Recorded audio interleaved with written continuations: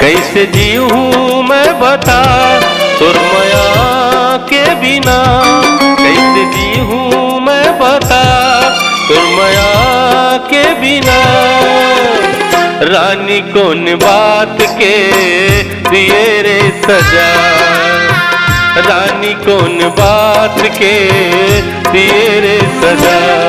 कैसे जीऊँ मैं बता सुरमया के बिना, कैसे जीऊँ मैं बता सुरमया के बिना।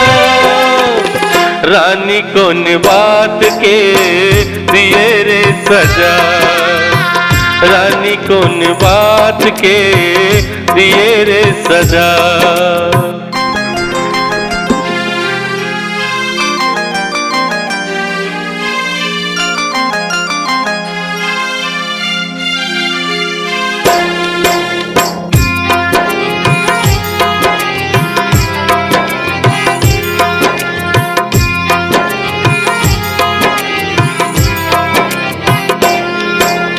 तोर बिना सब सुनना लागे चारों मुड़ा अंधियारो।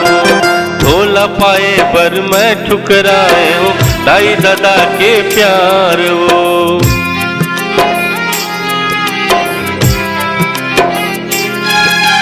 तोर बिना सब सुनना लागे चारों मुड़ा अंधियारो। भोला पाए पर मैं ठुकराए हूँ दाई दादा के प्यार।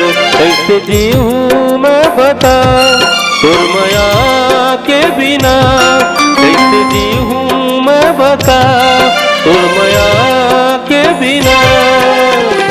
रानी कौन बात के दिए रे सजा, रानी कौन बात के दिए रे सजा।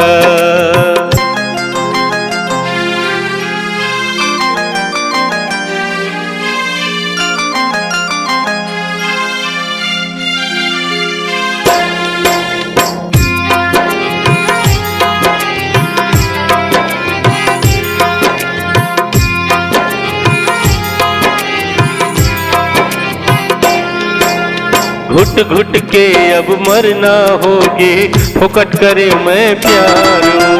कहाँ जाऊँ अब मथुरा काशी कहीं हमोर भगवान वो।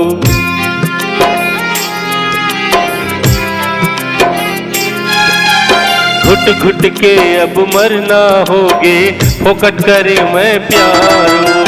कहाँ जाऊँ अब मथुरा काशी कहीं हमोर भगवान। कैसे जीऊँ मैं बता सुरमया के बिना, कैसे जीऊँ मैं बता सुरमया के बिना। रानी कौन बात के दिए रे सजा, रानी कौन बात के दिए रे सजा, दिए रे सजा। हमारे चैनल को लाइक शेयर व सब्सक्राइब जरूर करें।